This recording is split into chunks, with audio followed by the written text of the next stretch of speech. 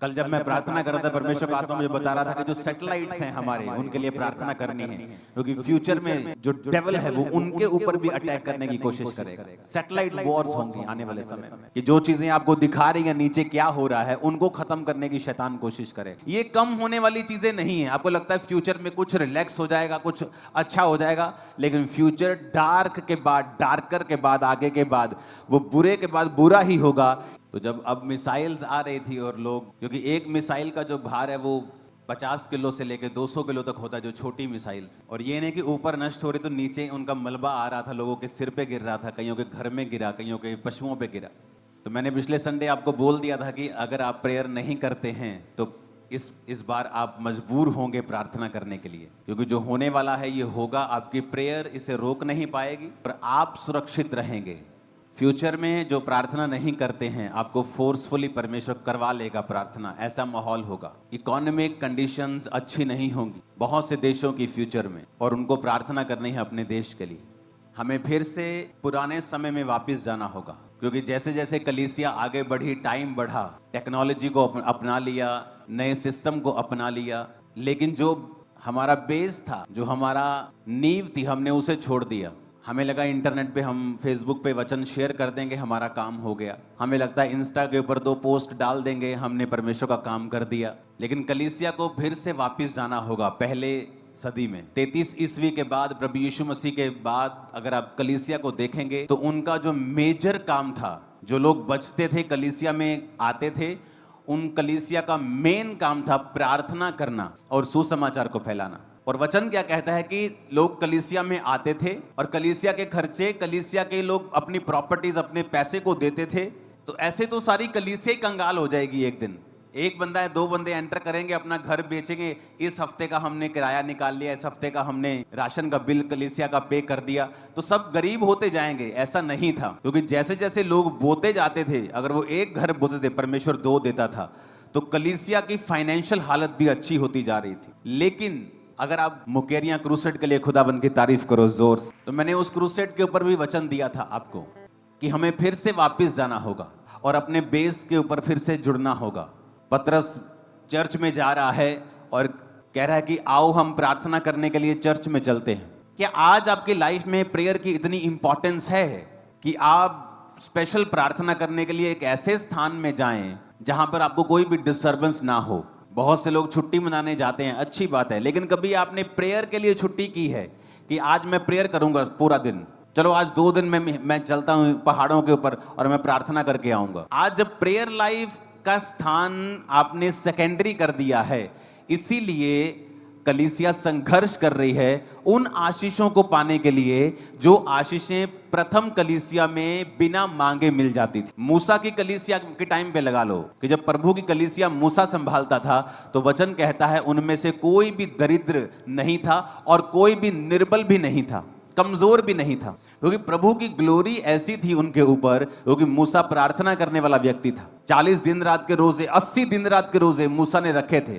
और उसका फेस चमकता था जब वो नीचे आता था। और जब लोग, बाइबल कहती, जिनकी वो अगुवाई कर रहा था, एक भी निर्बल नहीं था, कपड़े नहीं फटते थे, जूते नहीं उनके टूटते थे। क्यों चेंज कर रहे हो मेरे माइक की सेटिंग? तुम क्यों चेंज कर रहे हो इसे? सब बोलो हालेलुया। सेकंड कलीसिया जब जीसस क्राइस्ट के टाइम पे जब वो जी उठ गए और मूसा आया, तो वचन कहता है कि पतरस आया और चेले आए। पुराने नियम में मूसा था, नए नियम में यीशु मसीह के बाद चेले आए। तो वो भी क्या थे? प्रार्थना करने वाले। स्पेशल दोपहर के, तीसरे पहर, दोपहर के समय प्रार्थना करने के लिए चर्च में जा रहे हैं स्पेशल, और वहां पे लंगड़ा मिलता है और वो उसको हील करता है। हीलिंग भी तब हो रही है जब उनके लाइफ में प्रेयर का एक स्थान था। मोस्टली लोग क्यों पैनिक कर जाते हैं आज? जब वॉर होती है या लाइफ में कोई फाइनेंशियल डिस्टर्बेंस आती है या कोई बीमारी आती है, कौन लोग डिस्टर्ब हो जाते हैं? जिनकी प्रेयर लाइफ नहीं है, जिनकी लाइफ में कमियां हैं, व्यभिचार की, चोरी की, अलग अलग तरह की, वो पाप में फंसे हुए हैं और प्रेयर लाइफ नहीं है, वो फिर घबराने लगते हैं। क्यों?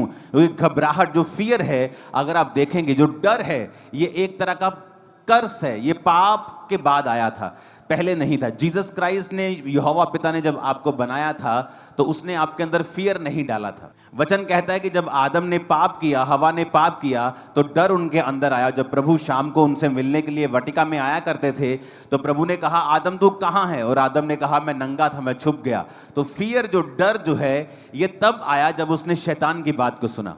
तो आपकी लाइफ में डर तब आता है जब आप शैतान की बात को सुनते हैं। जिन व्यक्तियों की लाइफ में डर का आत्मा काम करता है, हर वक्त डर लगा रहता है, ओ मेरी किडनी ना खराब हो जाए, और मुझे हार्ट अटैक ना हो जाए, और मेरे ब्रेन में स्ट्रोक ना हो जाए। लोगों को डर लगा रहता है, मेरा बिजनेस तबाह ना हो जाए, मेरी फैमिली में कुछ ऐसा ना हो जाए, और कोई डेथ ना हो जाए। ये सारे डर जो हैं ये शैतानी है, ये परमेश्वर की ओर से नहीं है। और अगर आपको इन डर से मुक्ति पानी है, आपको प्रभु की प्रेजेंस में रहना होगा, प्रेयर करनी होगी और बाइबल पढ़नी होगी और सच्चाई के साथ जुड़ना होगा, और आपको देखना होगा कि परमेश्वर का आत्मा क्या कहता है। जब आपको समझ आएगी प्रभु का आत्मा जो कहता है आपके लिए, आपका डर खत्म हो जाएगा। प्रभु के साथ जब आप पूरी तरह से जुड़ जाएंगे, फियर नहीं रहेगा। अगर आएगा भी तो वो चला जाएगा, कब्जा नहीं कर पाएगा। कितने मेरी बातों को समझ रहे हैं? हमें फिर से पुरानी कलीसिया के पास जाना हो, बोला पुरानी कलीसिया की तरह रहना होगा। हो सकता है आने वाले समय में मैं अपने फोन्स भी साइड पे रख दूं कि पूरी तरह से परमेश्वर का आत्मा मुझे प्रेयर्स में लेके जा रहा है इन दिनों में, और इसीलिए मैं आपको मैसेज दे पाता हूं कि अब आने वाले दिनों में क्या होगा, अब सिचुएशन क्या होगी, अब हमें क्या करना है आने वाले दिनों में। हालेलुया। कलीसिया का जो रोल है आने वाले दिनों में वो प्रेयर्स का है। ऐसा नहीं हो सकता कि आपका पास्टर्स प्रेयर में रहे, आपकी पास्टर्स की टीम्स प्रेयर में रहें और कलीसिया की प्रार्थना 1 घंटे की हो। कईयों की 1 घंटे की भी नहीं है। उन्हें प्लीज आज शर्म आनी चाहिए और अपनी प्रेयर को बढ़ाने का आपको एक वायदा करना चाहिए। क्योंकि जब आप प्रेयर नहीं करते हैं और अलग अलग तरह के अटैक्स आपकी लाइफ पर शैतान करता है, आप डर जाते हैं, फिर आप अपनी कलीसिया को तंग करते हैं, पास्टर्स को तंग करते हैं, काउंसलिंग टीम को तंग करते हैं, लेकिन आप अपनी प्रेयर्स को बढ़ाना नहीं चाहते। ले हैंड आपकी हेल्प करता है, लेकिन ले हैंड सारा कुछ नहीं है। वचन आपकी हेल्प करता है, पवित्र आत्मा आपकी हेल्प करता है कि आप अपनी मेहनत भी साथ में करें और प्रेयर साथ में करें। कितने मेरी बात को समझ रहे हैं? अगर आप वो प्रेयर्स नहीं करेंगे, खुद मेहनत नहीं करेंगे, आप कच्चे विश्वासी होंगे। आपका जो घर है वो एक फेथ के ऊपर नहीं बना होगा, वो चट्टान के ऊपर नहीं बना होगा। पौलुस जा रहा है बाहर, शहर के बाहर। क्यों? ये कहीं वहां प्रार्थना करने का नदी के किनारे स्थान होगा, यानी वो प्रार्थना करने के लिए एफर्ट्स लगाते थे। मैं तो लोगों को यह भी बोलता था कि अगर आपके घर में प्रार्थना करने का स्थान नहीं है, अपने कहीं साथ में, कहीं मोहल्ले में, कहीं एक छोटा सा किराए पे कमरा ले लीजिए जहां पर जाकर आप रोज प्रार्थना कर सकें। प्रार्थना करने को इतना महत्वपूर्ण बनाएं अपनी लाइफ में कि ये आपकी लाइफ में फिर काम करने लगेगा।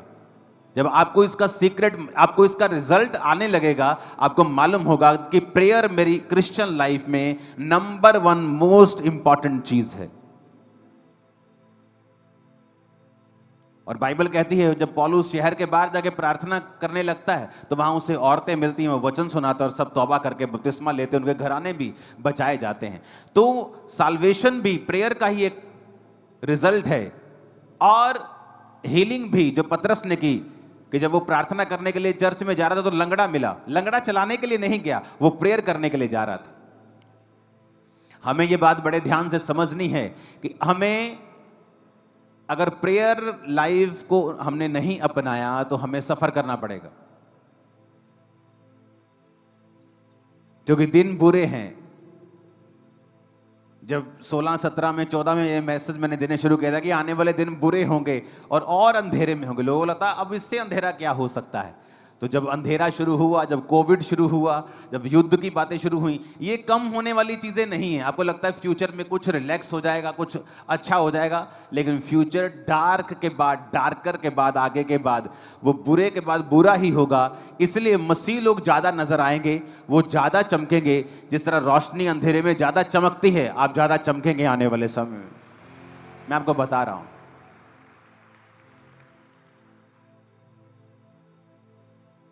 हालेलुया। जिन लोगों को आप वर्ल्ड लेवल के ऊपर आज काम करता देख रहे हो, Donald Trump, president Donald Trump जैसे कई ऐसे लीडर्स बहुत कम हैं जो आत्मा के द्वारा चलते हैं। अब यूएस प्रेसिडेंट के आसपास कई बार जब वो प्रार्थना करने के लिए इनवाइट करता है, प्रेयर ब्रेकफास्ट करता है, बहुत सारी चीजें करता है। आप कभी ध्यान से देखना, उसके आसपास जो पास्टर्स हैं, मोस्टली अपनी कलीसिया के जैसे पास्टर्स, इनकी बड़ी बड़ी कलीसियाएं हैं जो आत्मा का काम करते हैं। आप सारे डोनाल्ड ट्रंप के आसपास देखोगे उस पर ले हैंड करके प्रार्थना कर रहे होते हैं। वो भी इस बात को समझता है कि मुझे अगुवाई की जरूरत है, मुझे स्पिरिचुअल लोगों की जरूरत है।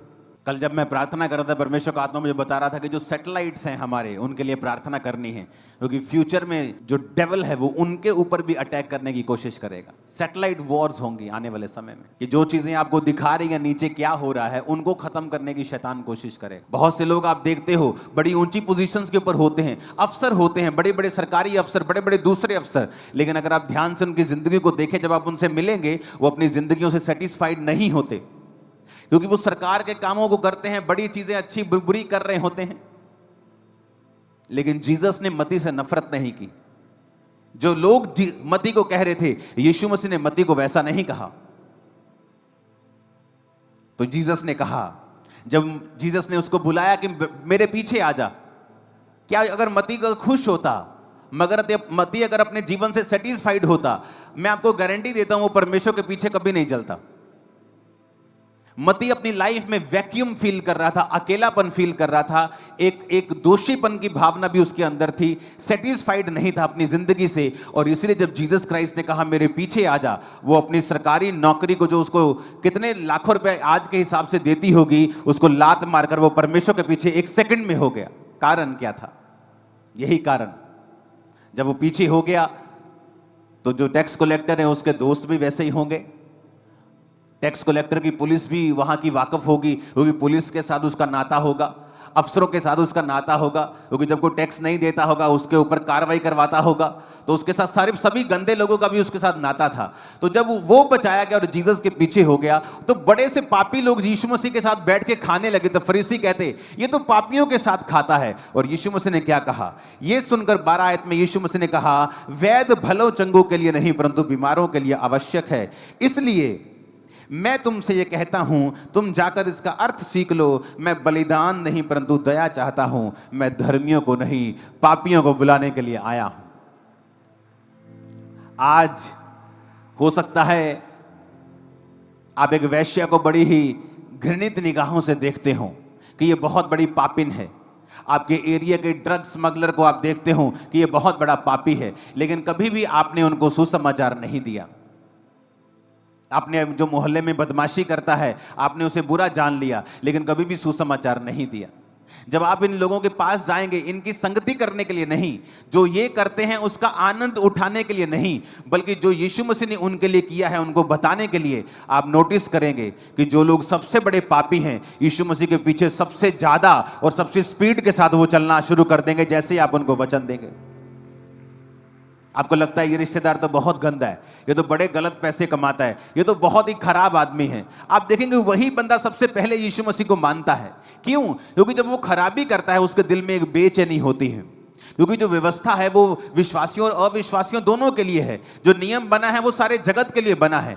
जब वो बुरा काम करते हैं लेकिन उनको मालूम नहीं होता वो बुरे काम में हैं, वो अपने माता पिता की आज्ञाओं को नहीं मान रहे होते, वो समाज के साथ अन्याय कर रहे होते हैं, विधवाओं अनाथों के साथ अन्याय कर रहे होते हैं, लेकिन उनको मालूम नहीं होता वचन। वो जितने बुरे होते हैं उतनी बड़ी बेचैनी उनके दिल में होती है, उतना ज्यादा वो संघर्ष अपने परिवार, अपने सेहत में कर रहे होते हैं। और जैसे कोई व्यक्ति उनके पास जाके वचन देता है, जैसे एक विश्वासी उनको वचन देता है कि प्रभु यीशु मसीह तुझे प्यार करते हैं, आजा परमेश्वर के पीछे। खुदा के वचन में लिखा हुआ है, मैंने जगत के पापियों को, मैंने जगत के निर्बलों को, मैंने जगत के तुच्छों को, मैंने जगत के गरीबों को, मैंने जगत के व्यर्थ लोगों को चुन लिया, ताकि जो अपने आप को बहुत कुछ समझते हैं उनको मैं शर्मिंदा कर दूं। जैसे ही वो सुनता है, अच्छा परमेश्वर ने मुझ पापी को चुन लिया, परमेश्वर ने मुझे निर्बल को चुन लिया, वो परमेश्वर का पीछा करने लगता है और वचन पूरा होता है, मैं पापियों को नहीं, धर्मियों को नहीं, पापियों को बुलाने के लिए आया हूं।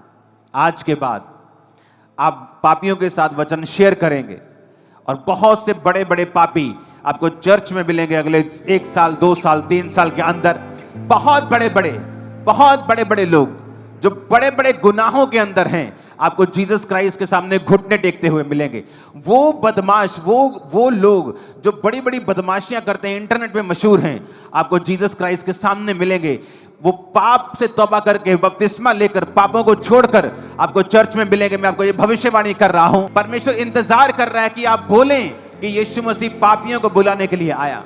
उसने पापी से नफरत नहीं की, बदमाशों से नफरत नहीं की, वेश्याओं से नफरत नहीं की, क्योंकि उनके अंदर एक ऐसी बेचैनी होती है जिसे वो जाहिर करना नहीं चाहते हैं, जिसे वो बताना नहीं चाहते हैं। वो ऊपर से अपने आप को कड़क शो करते हैं, लेकिन अंदर से उनको वो जानते हैं कि वो खाली हो चुके हैं। और इतने खाली वो महसूस करते हैं जितना आप सोच भी नहीं सकते, इमेजिन भी नहीं कर सकते। और जब कोई उन्हें परमेश्वर के वचन को देगा, वो उस वचन पे यकीन करेंगे, उस वचन को फॉलो भी करेंगे। हालेलुया।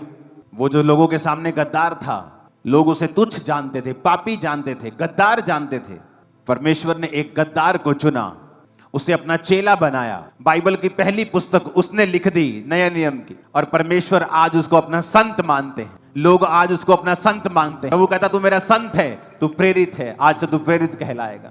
कितने मेरी बातों को समझ रहे हैं? कि लिए कहा यीशु ने उसे संत कहा, प्रेरित कहा। बाइबल में नए नियम के जो विश्वासी हैं उन्हें संत भी कहा गया है, पवित्र संत भी कहा गया है। ये परमेश्वर की योजना है। आने वाले समय में डरे मत, घबराए मत, सुसमाचार को शेयर करें। उन लोगों के साथ ज्यादा शेयर करें जो ज्यादा खराब हैं, जिनके कैरेक्टर ज्यादा लूज हैं, जो ज्यादा बदमाशियां करते हैं। शेयर करें। उनके साथ संगति करने के लिए परमेश्वर ने नहीं कहा। परमेश्वर ने एक बार उनके साथ खाना खाया, लेकिन हर रोज उनके साथ वो मिला नहीं। लेकिन खाना खाया, अपना प्यार साबित किया, अपना आप उसे दिखाया, वचन की उन्हें नॉलेज दी।